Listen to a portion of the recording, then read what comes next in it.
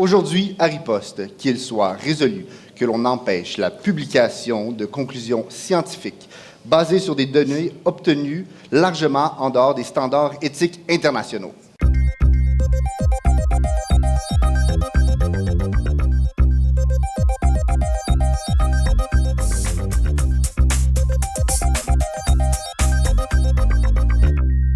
Bonjour, mesdames et messieurs, je suis Simon Nicolas Grandmaître et j'ai le plaisir d'être votre animateur pour cet premier épisode de 2018 de Riposte.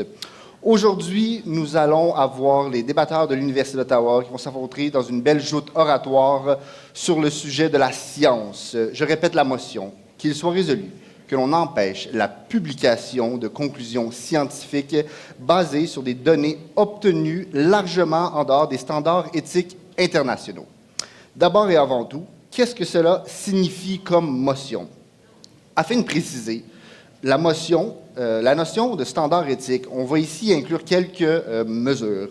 D'abord, on comprend les respects des droits de la personne. Ensuite, la libre participation des sujets à des expériences scientifiques. Donc ici, on a la notion de consentement, ainsi que les critères d'éthique appliqués en général dans la recherche. Ensuite, on pourrait ici dire ce qui serait prohibé par la motion. Donc, les conclusions scientifiques de la recherche médicale, par exemple, effectuées sur des prisonniers. On a déjà vu ça, notamment en temps de guerre, lorsque les nazis ont fait de la recherche et sur certains de leurs sujets qui n'ont pas été acquis de manière libre. Donc, ils ont fait de l'avancée médicale. Maintenant, est-ce que les conclusions de ces données-là, de ces recherches-là, devraient être utilisées? Est-ce qu'on pourrait l'utiliser? Est-ce qu'il y a une norme éthique assez importante pour dire ceci, cette recherche-là, on ne peut pas utiliser ces conclusions-là, et ceux-là, oui. En plus, on va aussi donner d'autres exemples. Par exemple, en ce moment, on peut penser au clonage d'animaux à échelle industrielle, ou on peut penser aussi à de la recherche militaire. Il y a plusieurs exemples où on fait de la recherche scientifique qui ne sont pas nécessairement dans les règles de l'art de l'éthique. On est prêt à faire plusieurs choses pour obtenir ces résultats-là. Alors aujourd'hui, en bref, ce qu'on veut voir, c'est, on va débattre sur le fondement de la recherche. L'idée, est-ce qu'on devrait mettre un frein à cette recherche scientifique, oui ou non, et pour des raisons éthiques ou non? C'est ce que nos débatteurs vont débattre aujourd'hui. Donc, sans plus tarder, je vais vous présenter Monsieur le Premier ministre Nicolas Doiron. Bonjour, Nicolas. Bonjour. Nicolas étudie présentement à l'Université d'Ottawa. Il complète un bac en administration publique et en sciences politiques. Pour l'épauler, son collègue David Gakwarere. Bonjour, David. Bonjour, Simon Nicolas. David étudie également en administration publique et en sciences politiques ici à l'Université d'Ottawa. Pour s'opposer à cette motion, nous avons la chance d'avoir comme chef de l'opposition Mme Olga Abimana. Bonjour, Olga. Bonjour. Olga étudie en économie et en sciences politiques, aussi à l'Université d'Ottawa. Et pour l'appuyer, la membre de l'opposition, aujourd'hui sera Idman Moussa Ali. Bonjour, Idman. Bonjour. Idman étudie, elle, en développement international et mondialisation. Ensuite, pour nous épauler et nous guider tout au long de nos débats, nous avons la chance d'avoir avec nous deux juges. D'abord et avant tout, notre juge maison, notre juge en chef, Kadi Konaté. Bonjour, Kadi. Bonjour, Simon Nicolas. Et pour appuyer Kadi, nous avons la chance d'avoir aujourd'hui Mme Amal Azzouz. Bonjour, Amal. Bonjour. Amal est adjointe du chef parlementaire du NPD et elle a notamment été vainqueur de champion national de débat français. Donc, on peut dire qu'on est bien entouré, on a des bons juges, on a des bons débatteurs. Donc, avant d'entreprendre le débat, je tiens à rappeler que les positions des débatteurs ici présents ne sont pas nécessairement leur opinion et que la motion leur est imposée et c'est pour engager le débat. Alors, sans plus tarder, j'inviterai Monsieur le Premier ministre à nous livrer un discours d'introduction d'une durée de 6 minutes. La parole est à vous lorsque vous êtes prêt. Merci, Monsieur le Président. Lors des années 1940 à Chicago, il y a des scientifiques qui ont testé de l'estrogène synthétique sur les femmes qui étaient enceintes. Le résultat, Monsieur le Président, il y avait eu 100 fausses couches de ces bébés, malheureusement. Et la pire des choses, Monsieur le Président, ces femmes n'étaient jamais au courant qu'ils avaient des expériences qui étaient faites sur elles. Nous voyons aujourd'hui qu'il y a un problème dans notre société, Monsieur le Président. Il y a un manque d'éthique, il y a un manque de bonne foi, et surtout, il y a une menace à notre sécurité et à notre qualité de vie. C'est pour cette raison que la résolution est qu'il soit résolu qu'on empêche la publication des conclusions scientifiques basées sur des données obtenues largement en dehors des standards éthiques internationaux. Aujourd'hui, cette motion s'applique à l'ensemble de la planète et nous définissons empêcher comme étant bannir tout simplement la publication. En parlant de standards éthiques internationaux, nous mentionnons notamment le respect des droits de l'homme, tel qu'énoncé dans la Charte de l'ONU, le libre consentement à des expériences scientifiques et les critères d'éthique généraux appliqués en recherche. Des exemples que nous on peut tenir compte, ce seraient notamment les prisonniers nazis, certains cas de recherche militaire ou des essais cliniques. Donc, ce sont habituellement dans ces genres de cas où nous avons des problèmes de standards éthiques. Le but du débat aujourd'hui, c'est de savoir est-ce que la recherche et le développement se trouvent plus importants que l'éthique dans la science. Pour gagner ce débat, l'opposition va devoir prouver pourquoi les avantages l'emportent sur les inconvénients, tandis que nous, sur le gouvernement, aujourd'hui, nous devons prouver pourquoi les inconvénients l'emportent sur les avantages. Alors, c'est un débat qui est sur la moralité de la chose plutôt que la faisabilité d'empêcher la publication de ces résultats. Aujourd'hui, nous, sur le gouvernement, notre fil conducteur, c'est que nous voulons une qualité de vie qui est équitable pour les habitants de l'ensemble de la planète. Et moi, j'ai 3 arguments. Premièrement, le modèle de la moralité. Deuxièmement, le profit sur le dos de la souffrance. Et troisièmement, comment nous, on veut décourager de mauvais comportements. Mon collègue va parler au sujet de la participation des sujets et le consentement. Mon premier argument, le modèle de la moralité. Monsieur le Président, nous comprenons que l'éthique, c'est un pilier fondamental de notre société même, que partout, que ce soit une organisation, une institution, un emploi, il y a toujours des droits et des comportements qui doivent être garantis par un code d'éthique. Alors forcément, aller à l'encontre de l'éthique au nom de la science, cela va à l'encontre même des fondements de notre société.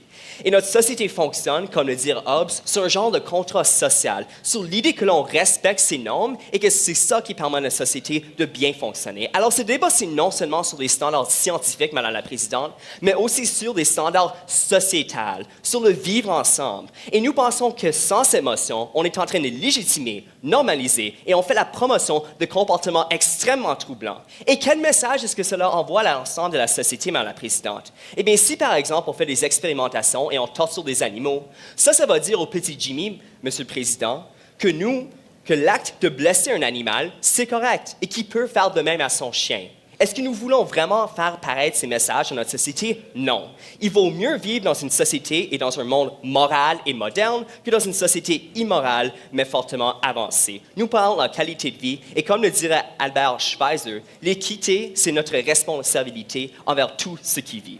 Deuxièmement, le profit sur les dos de la souffrance. Nous voyons un problème fondamental dans notre société, Monsieur le Président, parce que nous devons mettre un cap sur les profits des multinationales qui sont en train d'avoir d'énormes sommes d'argent sur le dos des populations vulnérables, et cela n'est pas juste. Nous voyons cela notamment avec les essais cliniques de certains médicaments. Parlons du rotavirus, par exemple.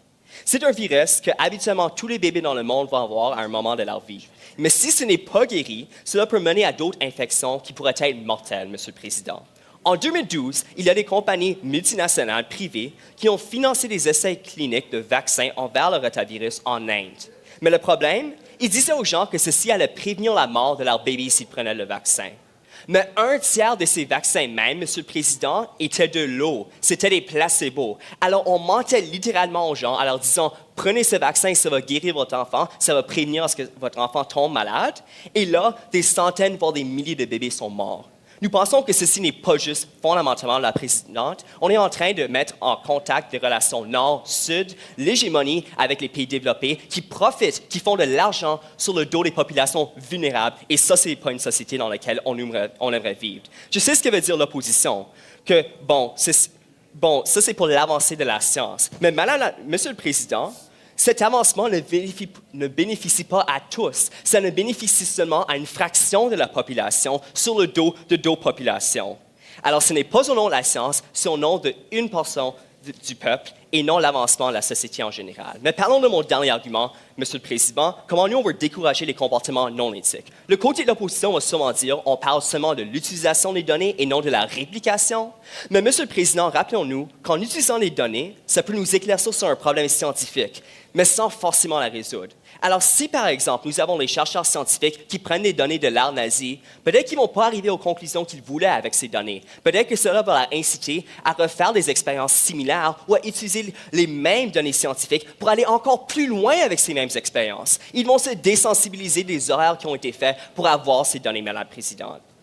Et nous pensons qu'on ne va pas forcément retourner à l'ère nazie, mais qu'on pourrait avoir des gens qui vont utiliser des situations d'extrême froid, de pression atmosphérique et de gaz comme que ça a été utilisé dans les cas nazis. Et ceci pourrait forcément être le cas sur les prisonniers de guerre, Monsieur le Président. Alors on pense que ça va désensibiliser les chercheurs, ceci va leur encourager à réutiliser des genres de méthodes qui ne sont pas acceptables, et cela, c'est quelque chose que nous ne voulons pas encourager. Qu'est-ce que je vous ai dit aujourd'hui, Madame la Présidente? Je vous ai expliqué au sujet de mes 3 arguments, qui sont environ... Merci beaucoup, Monsieur le Premier ministre. Votre temps est malheureusement terminé. Donc, nous avons eu déjà une très bonne introduction en la matière. Monsieur le Premier ministre nous a mis la table, comme on pourrait dire. Il nous a amené la motion, il nous a défini les grandes lignes. Donc, sans plus tarder, j'inviterai maintenant Madame la membre de l'opposition pour une première riposte. La parole est à vous pour un discours de 6 minutes lorsque vous êtes prête. Merci pour le droit de parole. Donc, bonjour membres du jury, bonjour chers collègues et bonjour membres du public. Aujourd'hui, nous sommes ici pour parler de choses essentielles, la santé qui touche la vie de toute la population mondiale. Donc, il est important de traiter ce sujet avec responsabilité et sérieux. J'ai bien écouté votre intervention, Monsieur le Premier ministre, et il est très loin de l'objectif. Je vais donc maintenant vous énumérer mes arguments et faire par la suite une réputation. Mon premier argument est l'unicité de la morale et mon deuxième argument, le statu quo est favorable. Je vais commencer par mon premier argument.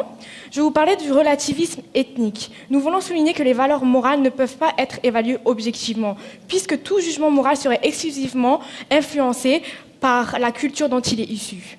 Donc, aucune considération morale universelle ne pourrait être établie. Ensuite, en adoptant cette motion, nous favorisons les principes inspirés largement des populations occidentales, les standards occidentaux qui discrimineraient les recherches et les populations non occidentales. Ensuite, il est venu le temps pour vous, membres du gouvernement, de comprendre qu'imposer les mêmes principes à des cultures distinctes engendre une différente application concrète de ces mêmes principes. Ensuite, il serait logique de confier aux communautés locales le soin de décider de l'interprétation appropriée de ces principes universels qui ne peut que renforcer la capacité de la recherche de produire des résultats positifs et concrets. Donc, pour conclure cet argument, tout cela n'est pas conseillé car il n'y a plus de diversification et il y a un dicton qui dit « Mettons en commun ce que nous avons de meilleur et enrichissons-nous de nos mutuelles différences ». Tout cela m'amène à mon deuxième argument. Mon deuxième argument sur le statu quo est favorable. Aujourd'hui, mesdames et messieurs, beaucoup de recherches médicales ont pris plusieurs années d'investigation. Ils ont mobilisé beaucoup de ressources humaines et financières. Cela montre que le protocole éthique qui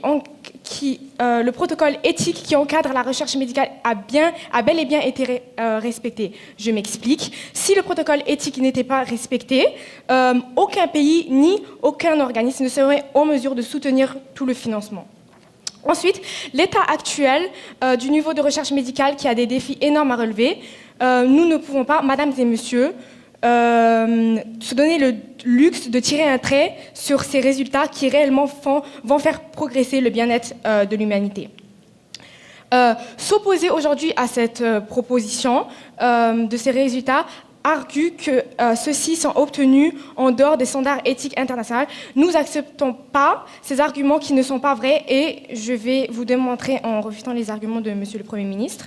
Donc déjà, vos arguments, Monsieur le Premier ministre, vous les avez basés sur une recherche qui disait que vous donnez des estrogènes synthétiques sur les femmes à Chicago en 1940. Donc laissez-moi vous rappeler qu'on est en 2018, ça remonte à la Seconde Guerre mondiale. Le code éthique, les lois, rien n'était pareil à aujourd'hui. Nous sommes en 2018.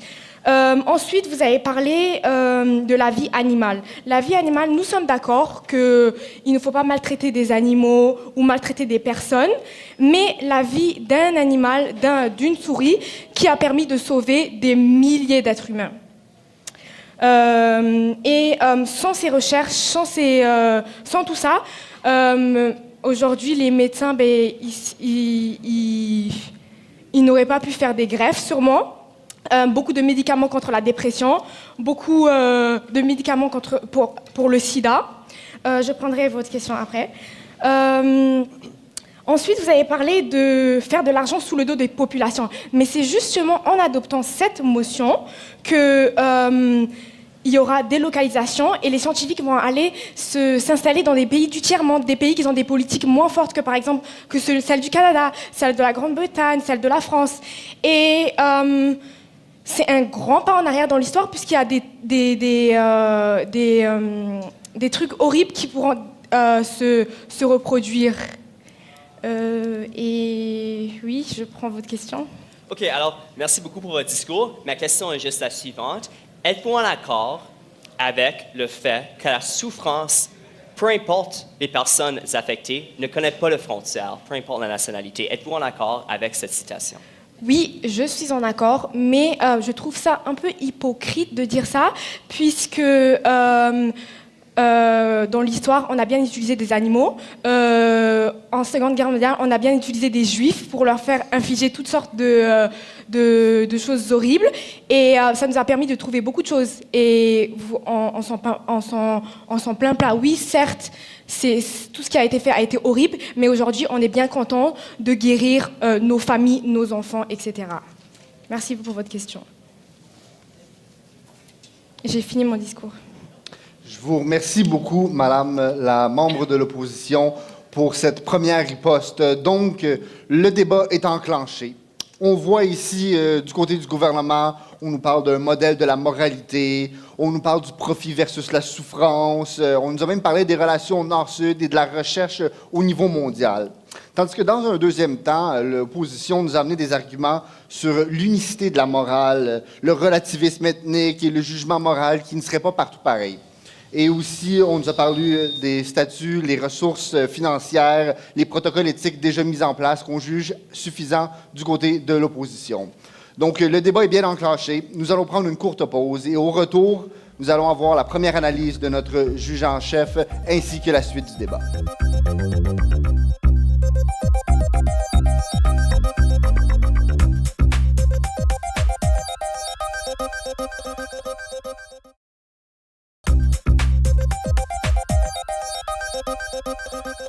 Nous sommes de retour à riposte aujourd'hui avec la motion suivante. Qu'il soit résolu que l'on empêche la publication de conclusions scientifiques basées sur des données obtenues largement en dehors des standards éthiques internationaux. Afin de nous aider à naviguer à travers ce débat et d'analyser les deux premiers débats que nous avons entendus, j'inviterai maintenant notre juge Kadi à nous livrer sa première impression. Alors, Kadi. Merci beaucoup, Simon Nicolas. D'abord, je tiendrais à féliciter chacun des premiers orateurs. Donc, tant du côté du gouvernement que du côté de l'opposition, on a su livrer de beaux discours. Maintenant, je vais y aller plus en profondeur avec mon analyse. Donc, on a bien fait du côté du gouvernement de rappeler à quel point on pouvait avoir des dommages conséquents avec cette motion-là, c'est-à-dire que quand c'est pas bien établi, quand c'est mal suivi, encadré, on peut vraiment atteindre à la vie de personnes. Donc, votre exemple était convaincant et a certainement percuté les esprits. Bon, vous avez très bien fait de rappeler qu'on parle davantage d'un débat ici qui a trait à une question de morale. Et donc, vous êtes tout de suite embarqué dans ce premier argument-là. Très bel argument de votre part. Moi, pour ma part, j'ai surtout apprécié l'argument sur la souffrance versus le progrès. Je pense que vous avez montré combien, justement, il y avait un impact global de cette motion-là. Vous l'avez dit en introduction de votre discours, vous voulez faire une motion qui s'applique à tout le monde. Bien, justement, quand vous parlez des relations Nord-Sud, de ce contexte de mondialisation et de multinationales qui font du profit sur des populations vulnérables, je crois que c'était très bien de percuter de la sorte et de dire que petit Jimmy aussi va s'en sortir marqué et va probablement répliquer la même chose si ça devait demeurer sous le radar. Pour ce qui est du discours de la prochaine oratrice, c'est-à-dire du côté de l'opposition, vous avez bien fait de recentrer le débat, à savoir que justement, il y a du sérieux là-dedans, mais après tout, il y a quand même un élément important, c'est à savoir le progrès de la société. Je pense que vous avez bien fait de le rappeler. Votre premier argument était assez intéressant, je dois dire. J'aurais voulu que vous l'exploitiez davantage, c'est-à-dire que vous me parliez de discrimination. Qu'est-ce que ça fait en sorte, justement, que les populations lésées qui sont de facto mises à l'écart de ça, qu'est-ce que ça fait pour ces populations-là techniquement? J'aurais aimé vous entendre plus là-dessus. J'espère que votre chef de l'opposition aura l'occasion de revenir là-dessus pour justement appuyer davantage votre propos. Sinon, votre deuxième argument était en soi convaincant, mais encore là, j'ai hâte de voir comment il va être répondu du côté du gouvernement. Vos réfutations étaient très correctes, c'est-à-dire que j'ai vu où est-ce que vous en alliez. Bon, vous avez bien fait de rappeler que justement, il y a une certaine... on a progressé moralement comme société, c'est-à-dire que ce qui était acceptable il y a peut-être 60 ans, ou ce on a laissé survenir, aujourd'hui, ce n'est pas quelque chose qu'il est admis de faire, même si on sait que, justement, il y a des atrocités qui ont quand même lieu à l'heure actuelle. Mais justement, j'ai hâte dans les prochains discours de voir comment on va rebondir sur les discours qui ont déjà été faits, réfuter ce qui a déjà été amené et bonifier les arguments qui ont déjà été proposés, de telle sorte que ça va être plus convaincant et qu'on va assister, je l'espère, à un gros choc des idées. Merci beaucoup, Kadi, pour cette pertinente analyse et cette première introduction au débat. Donc, sans plus tarder, j'appellerai maintenant le membre du gouvernement pour un discours d'une durée de 6 minutes. La parole est à vous lorsque vous êtes prêt. Merci, Monsieur le Président, et merci aussi à tout le monde qui est ici de nous avoir resté avec nous et de rester dans le débat. Je vous promets, le reste du débat va rester captivant avec les deux côtés qui se penchent sur la question. Donc, pour recentrer tout d'abord, je vais reprendre les mots en disant que le débat ici n'est pas sur la faisabilité de la chose, mais plutôt sur la moralité de la chose quand ce qui en vient à la recherche et aussi à la quête et la recherche du savoir. Donc, mes deux arguments que je vais avancer ici présents, le premier sera de passer de simples sujets à de pleins participants et le deuxième sera d'encourager la recherche basée sur le consentement et le respect des codes déontologiques et éthiques. Donc, de prime abord, la recherche, c'est quoi? Les données, c'est quoi? Trop souvent, on oublie, en pensant à des mauvaises choses, soit les données comme étant des sujets. Ici, c'est important, avec la mesure que l'on prend, qu'on renforce ces données pour qu'on parle d'ici non pas de simples sujets, mais de pleins participants. Le fait indéniable demeure qu'au cœur de la recherche, ce sont ces personnes qui viennent et qui assurent, qui sont la pierre angulaire des données et des résultats qu'on va avoir. En faisant ça ainsi, on s'assure qu'il n'y a pas de débordement dans la recherche, qu'on ne va pas trop loin en allant à l'encontre en lésant ces personnes-là, mais aussi s'assurer qu'il n'y a pas de traumatismes qui seront engendrés. Ça a été parlé plus tôt par mon collègue plus tôt, mais lorsqu'on fait fi des codes moraux, des codes éthiques, les personnes au cœur des recherches et qui vont chercher nos données sont trop souvent lésées et qui sont revictimisées au fur et à mesure des recherches et même dans leur publication alors que c'est repris. Donc, c'est important ici de voir un participant non pas simplement comme un sujet, comme un outil, mais plutôt comme un participant à part entière, un contributeur à la recherche comme il se doit. En deuxième temps, ici, on va parler aussi d'encourager la recherche qui est basée sur le consentement et le respect des codes déontologiques et éthiques. Les codes déontologiques existent, c'est vrai, on l'a dit et on le rappelle, mais ils ne fonctionnent pas toujours et malheureusement, il y a encore des abus et des trépas.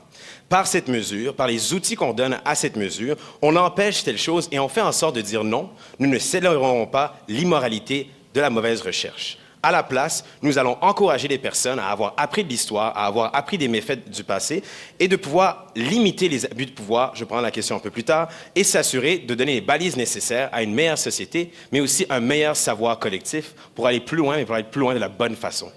On va ainsi permettre aussi de faire en sorte qu'on n'a plus de mauvaises semences avec des mauvaises données pour avoir des mauvais fruits, mais plutôt des bonnes graines qui seront plantées et qui seront amenées pour des bons fruits pour tout le monde et que tout le monde pourra en profiter. On met aussi l'accent ici sur des fortes propos comme le Journals of Pathology l'indique, par exemple la dignité, l'intégrité du corps, l'autonomie et la confidentialité qui sont au cœur de la bonne recherche et au cœur des bons outils. Ici, ainsi, on va avoir le consentement qui sera informé, soutenu et continu, tout ça dans le respect de l'éthique. Alors, je vais aller maintenant pour réfuter les propos qui ont été dits par la membre de l'opposition. C'est vrai qu'on est en 2018, donc je vais le reprendre là-dessus, mais ce n'est pas une raison pour régresser. Au contraire, il faut aller plus loin. Donc là, on a parlé du fait que la responsabilité, c'est du sérieux. Mais c'est pour ça qu'ici, on fait une telle motion et une telle indication ici. La souffrance affecte tout le monde. Ils sont du même avis que nous. Nous, on fait en sorte que ça n'arrive plus jamais. De la même façon, on a parlé ici du cas de l'Inde un peu plus tôt. Les exemples sont encore contemporains, non pas dans les années 40, mais encore aujourd'hui. Par exemple, ce qui a été dit par le cas du rotavirus. Et pour reprendre maintenant, cette fois-ci, les propos de mon collègue, il les a très bien dit en disant justement que, de prime abord, que la moralité doit être au centre de la chose, au centre de l'éthique, au centre des débats, mais vraiment être la pierre angulaire du véhicule qu'on veut prendre quand on veut aller vers la quête du savoir et la quête d'un meilleur futur en ce qui concerne le champ scientifique. En faisant ça ici, on se base sur la charte de l'ONU, sur les droits de la personne, mais aussi sur l'équité morale, et qu'on dit un non, avant même que les chercheurs débutent dans leur recherche, que ce ne sera pas accepté de faire en sorte d'aller à l'encontre de ce qui doit être. En deuxième temps aussi, on empêche les profits des multinationales, on empêche aussi des abus et des personnes de trouver dans ce marché et d'encourager de telles choses. Et finalement, on évite les pentes glissantes, ce qui est vraiment important, et on ferme la porte directement à des abus continus, soutenus, ou qu'ils arriveront une autre fois, comme on l'a vu dans le passé. Mais revenons ici sur ce qui compte dans ce débat aujourd'hui. On oublie trop souvent, je pense, qu'à la base de l'avancée, ça nous qualifie et nous définit en tant que société. Le choix qu'on prend en balise, en amont et au début, la méthodologie qu'on choisit pour faire ensuite les études qu'on prend, définit complètement notre carcan et notre champ d'études. C'est pour ça qu'il est important, dans toute la mesure, de suivre avec intégrité et équité et éthique tout ce qu'on fait en ce qui concerne la science. Ça a été avancé par nous ici, l'opposition est contre, mais nous soutenons encore une fois que nous voulons pas un statu quo où les abus sont encore permissibles, mais nous voulons changer le statu quo et on vous a prouvé ici que nos arguments sont une force probante dans ce débat. Et finalement, je vais reprendre les mots qui ont été dits très brillamment par M. Gandhi, justement, sur la moralité de la chose. La vraie moralité ne consiste pas à suivre les sentiers battus, mais à découvrir ce qui est pour nous-mêmes la vraie voie et la suivre avec intrépidité. Tout véritable progrès est impossible sans une telle poursuite acharnée de la vérité. Donc, j'invite tout le monde à aller avec nous, au jury et aux juges et au public, de prendre plutôt la décision d'aller de l'avant vers la bonne science, la bonne recherche, la saine et juste quête de la vérité, et non d'aller vers les débordements ou vers les champs qui nous permettent et qui iront vers des abus qui sont soutenus, qui existent encore aujourd'hui, mais vraiment d'apprendre de l'histoire, d'apprendre du passé et d'aller de l'avant d'une meilleure façon et être fiers en tant que société du choix qu'on a fait aujourd'hui. Merci, M. le Président. Merci beaucoup, Monsieur le membre du gouvernement, pour ce passionné plaidoyer. Sans plus tarder, j'inviterai maintenant Madame la chef de l'opposition pour un discours d'une durée de 9 minutes. La parole est à vous lorsque vous êtes prête. Merci. Je salue les honorables membres du jury, les chers membres du public, les membres du gouvernement ainsi que ma collègue ici présente. Je m'aperçois que le débat a un peu dérapé et il est de mon devoir en ce moment de rétablir la colonne vertébrale, de recentrer le débat. Donc, je vais établir 3 arguments. Le premier argument, c'est la vision utilitariste que nous devons adopter. Le deuxième argument, c'est les droits et libertés, donc les libertés scientifiques. Et mon troisième argument, ça va être la délocalisation des essais cliniques dans les pays du tiers-monde. Donc, mon premier argument, c'est la vision utilitariste qu'il est conseillé d'adopter. Nous nous rendons compte que notre société actuelle est une société utilitariste, comme l'a énoncé Jérémy Bentham, où chaque individu, l'autocensus, chaque communauté cherche à maximiser son bien-être. Donc, on est tout le temps en train de peser les pour et les contre, consciemment ou inconsciemment, de nos actions pour prendre le choix le plus bénéfique. Grosso modo, si cette façon de faire est utilisée dans notre vie en général et si elle marche, pourquoi ne l'utiliserons-nous pas dans la science? La motion défavorise, elle vient même nuire le principe de l'utilitarisme, puisqu'elle réglemente trop les recherches, elle les réglemente jusqu'à les retarder, voire les éteindre. Cela va avoir un impact direct sur les populations qui vont devoir attendre encore plus longtemps pour avoir des médicaments et ça va retarder la science. Et ce retardement veut aussi dire une hausse du budget des gouvernements accordés à la santé. Mon deuxième argument, ça va être les droits et libertés. Donc, les libertés scientifiques sont très importantes et nous devons les conserver. En adoptant cette motion, nous favorisons la censure, une censure qui justement engendre une non-diversification des recherches scientifiques et cette non-diversification ne laisse pas place au dialogue scientifique. Donc, il y a aussi le droit de chaque peuple à organiser la connaissance conformément à cette définition de ce qui est justement réel, valable à ses yeux. Et je vais vous parler de mon troisième argument maintenant, qui est la délocalisation des essais cliniques dans les pays du tiers-monde. Aujourd'hui, les firmes de recherche se délocalisent dans les pays en développement puisque les contrôles sont moins fréquents sur le plan éthique. Et je vous parle des grandes firmes, des firmes suisses, alors que la Suisse, c'est le pays le plus réglementé en ce qui concerne les normes d'éthique, notamment par le truchement de l'Institut de Suisse Médic. Donc, en 1991, le pourcentage des compagnies qui sont délocalisées est passé de 10% à 40%. 40% de ces cliniques d'Europe et d'Europe occidentale, bien sûr, et des États-Unis qui sont délocalisées. Ça a engendré vraiment des violations d'éthique majeures sur les populations du tiers-monde. Je vous parle de l'absence de consentement libre éclairé. Je vous parle de la compensation financière insuffisante et des fois même inexistante. Je vous parle de l'absence de garantie d'accès à un traitement à la vie, de l'essai et j'en passe. Donc, le statu quo est largement préférable ici, mesdames et messieurs. Et notez aussi qu'un demi-médicament consommé en Suisse a été justement testé dans les pays du tiers-monde et les populations suisses continuent à justement consommer ces médicaments. Maintenant, je veux refuter les arguments. Oui, je prendrai votre question. Oui, alors ma question, c'est juste, bon, vous venez de dire comment c'est mauvais d'avoir des situations de délocalisation, mais ne pensez-vous pas qu'avec l'adoption de cette motion, justement, si les compagnies savent que la recherche ne vont être publiée si ce n'est pas fait de façon éthique, que cela va plutôt avoir un changement du statu quo? Parce qu'en ce moment, si la motion n'avance pas, comment est-ce que cela va résoudre le problème dont vous avez vous-même identifié, celui de la délocalisation? Donc, c'est très simple ici. Nous avons remarqué que, justement, comme je le disais, les populations suisses, ils vont consommer les médicaments sans justement réaliser que les compagnies vont faire leur recherche dans le tiers-monde. Donc, les compagnies, ils font en toute opacité. Et justement, vu que c'est moins contrôlé, c'est pour ça que ces compagnies vont aller s'installer dans les pays en développement, comme l'Inde, pour exactement effectuer leurs recherches, puisqu'il y a moins de contrôle dans ce pays-là. Donc, je vais refuter les arguments de mes collègues. J'ai attendu qu'on nous a parlé de la moralité de choses, de consentement, mais justement, le statu quo, en ce moment, en 2018, le consentement est toujours privilégié.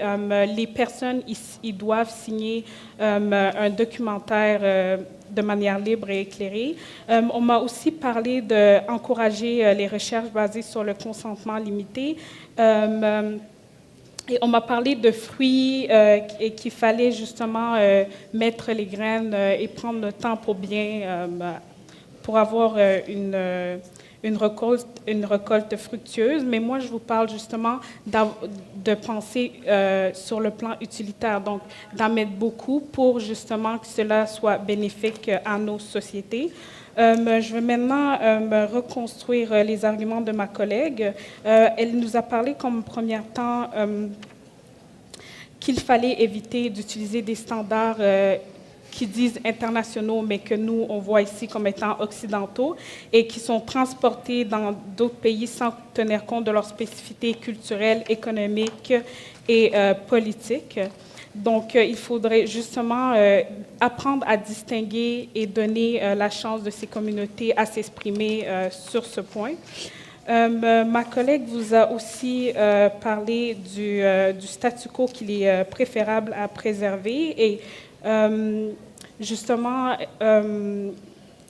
il est préférable puisque les recherches sont justement respectées en ce moment, on ne voit pas justement l'opportunité de changer cela avec cette motion. Donc, cette motion n'est pas pertinente en soi. Je veux continuer en redéconstruisant les arguments du Premier ministre.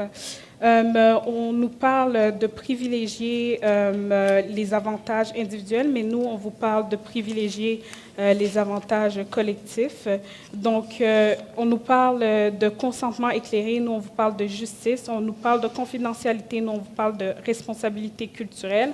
On nous parle de validité de la recherche, nous, on vous parle de responsabilité sociale. On nous parle de respect des participants, nous, on vous parle de respect de la communauté. On nous parle de réduction au minimum des impacts négatifs sur les participants, et nous, on vous parle de réduction minimum des impacts négatifs sur la communauté. On nous parle de compensation aux participants, et nous, on vous parle de compensation à l'ensemble d'une communauté entière. Donc, je vais finir par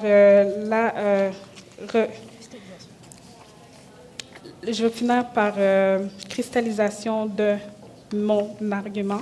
Je vois bien que, justement, on a perdu le fil du débat ici. Nos arguments, nous favorisons en fait l'utilitarisme et le bien-être de chaque individu, puisque chaque individu, justement, doit être respecté en soi. Désolée.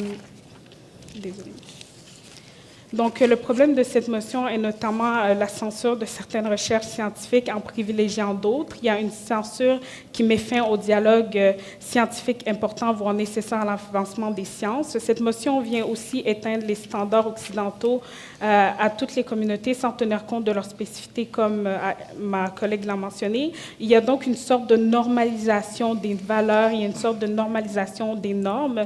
L'application de cette notion va justement empirer la situation actuelle, puisque plus de compagnies vont se délocaliser dans les pays du tiers-monde, et cela est maintenant visible en Russie, où est-ce qu'après l'application de normes et d'éthique, les compagnies se sont délocalisées. Cette motion ne tient pas compte des réalités du monde, et cela même a été perçu lorsque le président nous a donné des statistiques de 1940 pour nous parler de 2018. Merci beaucoup, Madame la chef de l'opposition. Malheureusement, votre temps arrive déjà à échéance. Le 9 minutes passe très rapidement, car on a beaucoup de choses à dire. Donc, sans plus tarder, j'inviterai maintenant Monsieur le Premier ministre pour un discours de conclusion de 3 minutes. La parole est à vous lorsque vous êtes prêt. Merci beaucoup, Monsieur le Président. On trouve ça assez intéressant que le côté de l'opposition dise que nos exemples ne sont pas pertinents, lorsqu'on n'a pas entendu l'exemple de l'autre côté de ce débat aujourd'hui. On pense aussi que le côté de l'opposition n'a pas saisi l'essentiel du débat. Nous ne débattons pas de la faisabilité de la chose, mais bien de la moralité et pourquoi les avantages l'emportent sur les inconvénients en ce qui a trait à des comportements non éthiques. Mais j'aimerais aussi mettre un accent sur le fait, Monsieur le Président, que 2 de mes arguments fondamentaux n'ont jamais été adressés. Premièrement, la souffrance des gens et comment cette souffrance était justifiable. Et deuxièmement, comment nous allons décourager les comportements non éthiques jamais adressés par le côté de l'opposition. Moi, j'ai 3 thèmes. Avant d'aller dans mes thèmes, Monsieur le Président, moi, j'aimerais faire une réfutation assez rapidement. On vient entendre l'argument de l'utilitarisme. Eh bien, on a parlé au sujet de comment ce serait un retardement à la science. Mais encore une fois, on n'a pas donné d'exemple.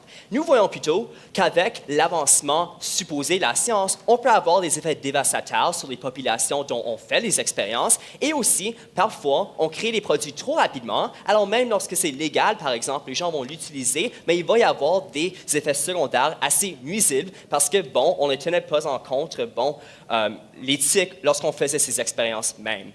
Et nous pensons que nous devrions peut-être plutôt regarder au bien-être de tout le monde dans la société. Le deuxième argument était essentiellement celui de la libre expression. Ça, c'était le même argument qui avait été apporté par le premier membre de l'opposition. Mais nous, on pense que nous devrions plutôt valoriser le droit à la santé et à la sécurité plutôt que simplement le droit à la libre expression, lorsque cela brime les droits des autres personnes. Finalement, ils ont parlé de la délocalisation. Encore une fois, on parle de la moralité et non la faisabilité. Mais j'ai également soulevé un point que, bon, en ce moment, on a déjà la localisation qui se passe avec notre motion qui va va de l'avant, on va justement arrêter cela. Mes 3 thèmes. Premièrement, l'utilisation versus la réplication. Ce point n'a jamais été adressé par l'opposition aujourd'hui. Nous, on vous dit que, bon, en utilisant ces données, ceci va encourager la réplication, de refaire ces expériences, de réutiliser ces mêmes données. On n'a pas entendu d'analyse de l'autre côté sur ce point-là. Deuxièmement, l'avancement de la science. Eh bien, le côté de l'opposition est bien réaliste, Monsieur le Président, parce qu'ils nous disent, bon, tout le monde va bénéficier de ces expériences et nous, on veut privilégier les droits collectifs. Mais j'ai donné mon exemple très pertinent, Monsieur le Président, de l'Inde, par exemple, où on va dans d'autres pays et on est en train de brimer les droits et la santé des autres pour seulement bénéficier à une fraction de la population. Et ça, ce n'est pas juste. Ça, ce n'est pas la santé équitable. Ça ne bénéficie pas à tout le monde dans la société. Troisièmement, le relativisme moral.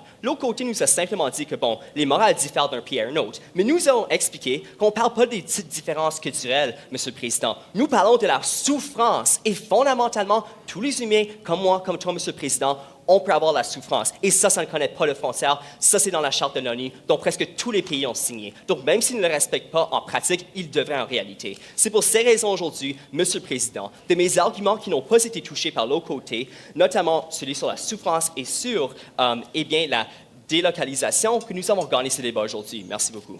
Merci beaucoup, Monsieur le Premier ministre, pour ce dynamique et passionné discours de conclusion. Donc, nous venons d'entendre le débat aujourd'hui sur que l'on empêche la publication des conclusions scientifiques. Alors, nous allons prendre une courte pause et au retour de la pause, nous allons avoir la chance d'avoir notre juge invité pour nous aider à naviguer à travers tous les arguments qui nous ont été présentés aujourd'hui.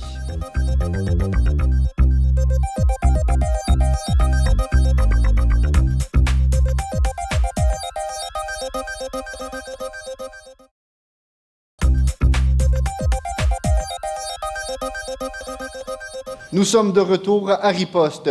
Nous venons d'entendre le débat suivant, qu'il soit résolu que l'on empêche la publication de conclusions scientifiques basées sur des données obtenues largement en dehors des standards éthiques internationaux. Donc, pour nous aider à faire sens de ce débat, à décortiquer les arguments, nous avons la chance d'avoir une débattrice d'expérience aujourd'hui avec nous, Madame Amal Azzouz. Donc, Amal, si je peux vous demander, qu'avez-vous pensé de ce débat et vos grands commentaires?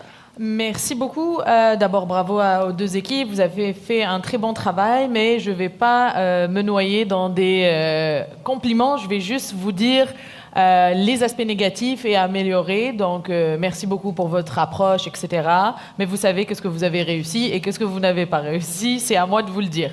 Donc, je vais faire le tour du débat en commençant par le Premier ministre. La première intervention était assez intéressante. L'approche était assez cadrée, assez claire. Le problème, c'est que tu as pris 2 minutes pour expliquer le modèle, ce qui est beaucoup trop long sur un temps de parole de 6 minutes. Réévaluer donc ce 2 minutes-là peut-être vers 1 minute serait plus judicieux. Donc, la suite a été en 4 minutes. Le dernier argument n'a duré qu'une seule minute, donc il n'a pas été développé assez.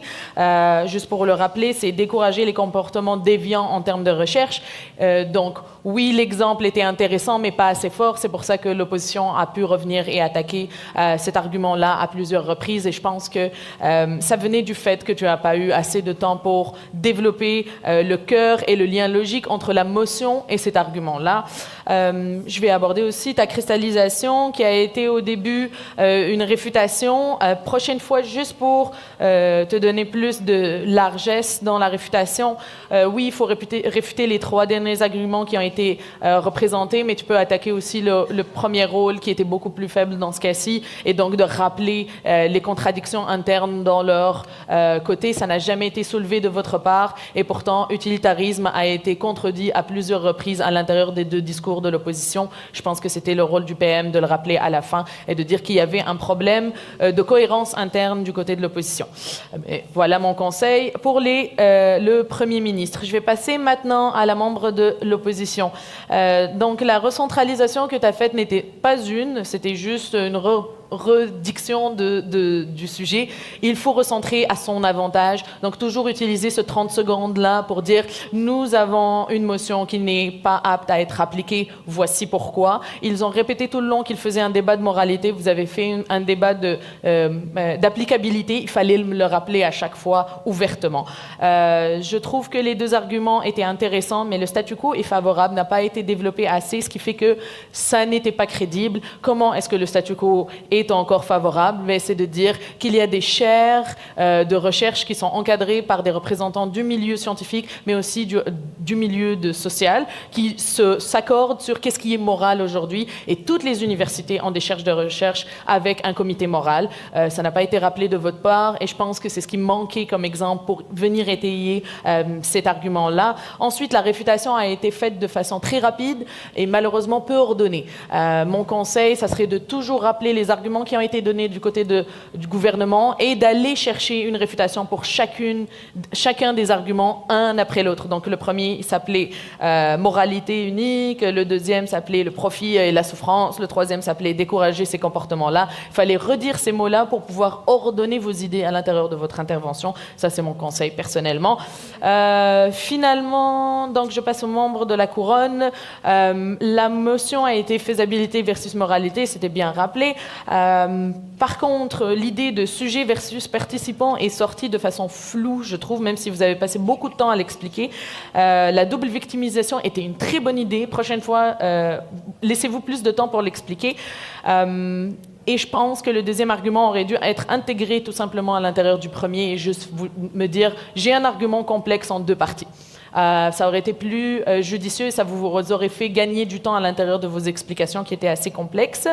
Votre réfutation n'en était pas une, ce n'était que de la reconstruction des arguments de votre collègue. Il fallait me rappeler leurs arguments pour pouvoir faire une réfutation. Je n'ai jamais entendu vous n'avez pas adressé directement leurs arguments, vous avez juste dit en quoi vous êtes dans la bonne position. Finalement, vous avez passé beaucoup de temps à faire de la reconstruction répétitive. Pour moi, la reconstruction reste la réfutation de la réfutation et non pas la répétition des arguments de votre collègue. Faire attention à ce côté-là où il y a un petit peu de dérapage dans la définition des styles. Encore une fois, une gestion du temps assez étrange. La réfutation s'est coincée à l'intérieur d'1 minute 30 et le reste était de la reconstruction et de la conclusion en même temps. Faut faire attention à gérer son temps en fonction de ses objectifs individuels. Et je pense que dans ce cas-ci, dans votre rôle, en arrivant avec votre temps de parole, vous devez vous concentrer à faire une réfutation très solide pour que le Premier ministre n'ait pas à revenir et à refaire de la réfutation, arriver à son rôle. C'est mon conseil en termes de stratégie individuelle et aussi en termes de stratégie d'équipe. Finalement, je voulais aussi vous dire peut-être une piste de réflexion qui n'a jamais été soulevée de la part du gouvernement, et c'est le développement technologique. Nous sommes face à une société, à notre société mondialement, on a de plus en plus de manipulations du génome, de manipulations qui sont tellement importantes sur la vie humaine que nous pouvons créer des monstres en réalité. Si on modifie des êtres humains pour en faire des hyper-humains avec des capacités corporelles qui dépassent la norme, est-ce que nous touchons aussi à leur moralité, à leur sens moral? Est-ce qu'on pourrait, par exemple, enlever la peur du code génétique humain? Est-ce que c'est intéressant socialement? Est-ce que nous devrions encadrer ça à l'avance avant même d'arriver au changement technologique pour justement éviter les dépassements involontaires? Donc je pense que ça, c'était un élément de langage qui n'est pas sorti de votre part et qui aurait été intéressant de développer de la part du gouvernement. Et il faut savoir aussi que ce sujet-là était du côté du gouvernement plus facile à porter que du côté de l'opposition. Je pense que c'était en faveur du gouvernement que ça a été écrit parce que moralement, tout le monde tend vers la bienveillance, qu'on soit encadré, qu'on respecte les droits humains. Donc, je trouve que la charge était du côté de l'opposition. Finalement, je finis avec la chef de l'opposition qui a eu une belle prestation. Par contre, votre recentrage n'en était pas un, encore une fois. Vous m'avez dit « je vais recentrer » et vous ne l'avez pas dit. Donc, c'est dommage. J'aurais bien aimé entendre votre vision du débat. L'utilitarisme, j'adore cet argument-là. Malheureusement, il est venu contredire la position de votre collègue et votre propre position dans la réfutation. Et donc, tout le long, cet argument-là a été à double tranchant pour vous. Faire attention au choix donc, de l'outillage argumentatif. Si vous savez que vous allez jouer sur la carte individualisme versus groupe eh bien, il ne faut pas utiliser l'utilitarisme qui est typiquement individualiste. Chaque individu tend à maximiser son propre bien-être. Donc, on est du côté individualiste et il aurait fallu maintenir cette cohérence-là tant dans la partie argumentative positive que dans la partie réfutation et reconstruction. Les libertés scientifiques, c'est l'argument le plus intéressant et ça aurait dû être votre pierre angulaire. Et de dire, effectivement, la liberté de recherche, si elle est enchaîner, eh bien, nous ne découvririons pas autant de choses. Et ce n'est même pas une question de rapidité, c'est juste une question de liberté de réflexion. Si on avait interdit à Marie Curie d'utiliser des produits dangereux pour la santé, on n'aurait jamais eu toute la recherche autour du nucléaire qu'on a aujourd'hui et les avancées énergétiques qu'on a. Et pourtant, ça pourrait être éthique et non éthique dans leur code moral à eux, parce qu'ils considèrent que ça met en danger la vie humaine. Donc, vous n'avez pas challengé qu'est-ce que la moralité et qu'est-ce qui va à l'encontre de la vie humaine. Si on considère que toucher des produits chimiques est dangereux, donc non moral, est-ce qu'on a le droit encore de faire de la recherche sur, je ne sais pas, des maladies transmissibles par l'air ou par l'eau?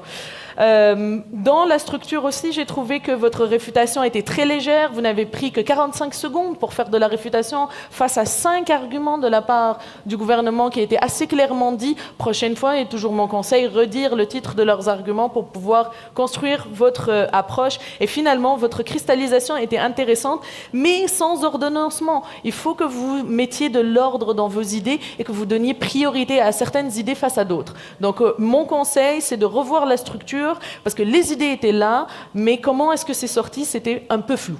Voilà. Eh bien, wow!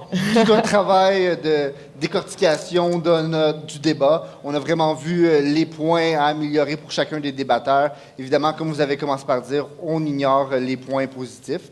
Donc, nous allons passer à une courte pause publicitaire et au retour, nous allons avoir le verdict de nos juges ainsi que des dernières explications.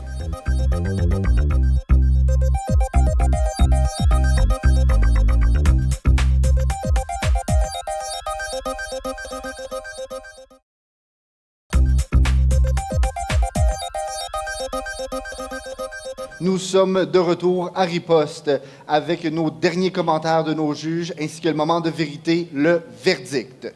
Donc, sans plus tarder, nous allons aller voir directement Mme Cady. Alors, qu'avez-vous pensé de ce débat et votre verdict? Bon, d'abord, félicitations à l'ensemble des débatteurs pour avoir pris part à ce débat-là. C'était pas un débat simple, mais je pense que vous avez relevé le défi de vous y mettre de plein pied, donc bravo pour ça. Je vais commencer en revenant peut-être sur les dernières interventions qui ont eu lieu par le membre du gouvernement et la chef de l'opposition. Donc, du côté du membre du gouvernement, vous avez fait un bon travail dans l'ensemble pour ce qui est de réaffirmer la ligne directrice de votre gouvernement, et c'est ce qui tend à donner ma décision en faveur du gouvernement, pour la simple et bonne raison que votre ligne directrice, votre colonne vertébrale, si on veut, était plus tangible, plus facile à suivre. Vous avez apporté, et je parle tant pour le membre du gouvernement que pour le premier ministre, des arguments assez convaincants qui étaient variés et qui montraient que, justement, vous aviez constamment à l'esprit ce dont vous nous avez parlé initialement, c'est-à-dire ce bien-être collectif qui n'est jamais au-delà du bien-être individuel. C'est-à-dire que vous avez tout de suite établi que vous étiez d'un point de vue moral, que vous ancriez ça dans la morale, et ainsi, vous avez été en mesure de montrer que, tant du côté individualiste, c'est ce que disait l'opposition, ben, votre motion est applicable pour le bien-être de l'individu, et c'est ce qui renforce votre argumentaire en général. Maintenant, pour ce qui est de l'intervention de la chef de l'opposition, ça aurait été intéressant que vous exploitiez davantage ce que vous entendiez par le statu quo. C'est-à-dire que vous êtes souvent revenu sur le fait que le statu quo nous offre déjà un ensemble de choses intéressantes pour garantir un certain standard de recherche. En ce moment, on se trouve dans une université. Les universités sont garantes d'une certaine éthique en recherche. Donc, vous auriez pu exploiter davantage les acteurs qui font en sorte qu'aujourd'hui, on est capable de se tenir debout et de dire que même si on ne va pas dans l'extrême proposé par le gouvernement, on est quand même capable à l'heure actuelle, d'encadrer la recherche d'une telle façon. Ça aurait été une piste, je crois, que vous auriez pu exploiter davantage. Autrement, je vais m'en remettre aux commentaires laissés par la juge précédemment. Ainsi que votre verdict? Oui, donc je donne mon verdict en faveur du gouvernement pour cette motion. Merci beaucoup, Cady. Moi, je pense que le débat n'était pas facile parce que c'est une question morale, OK? Donc, il n'y a pas quelqu'un qui va avoir le savoir infus sur la moralité. Puis je pense que c'est ce qui a manqué dans cette discussion, c'est de challenger la notion même de moralité. Vous avez soulevé les discriminations qui sont culturelles du côté de l'opposition. Moi, j'aurais aimé parler philosophiquement de qu'est-ce qu'on peut considérer comme moral à l'intérieur d'une recherche scientifique qui implique des êtres humains ou des animaux. Est-ce que des tests sur des animaux, c'est moral? Est-ce qu'ils sentent la souffrance déjà? Est-ce qu'on a des preuves qu'ils sentent la souffrance? Enfin, toute cette réflexion autour de la moralité de la science devait ressortir, je pense, et était à la charge de l'opposition d'être ressortie de votre part. Puis malheureusement, dans cette conversation-là, je n'ai pas vu cette réflexion-là, et c'est pour ça que je l'accorde au gouvernement, qui a certes bien fait son travail, mais aussi parce que l'opposition n'a pas réussi à faire aboutir la discussion sur le cœur du sujet et est restée beaucoup en périphérie. Je pense qu'un des moyens pour remédier à ça dans l'avenir, puis c'est plus dans le Conseil, dans vos débats futurs et quel que soit le sujet, c'est d'essayer de circoncire la motion autour d'éléments philosophiques clairs.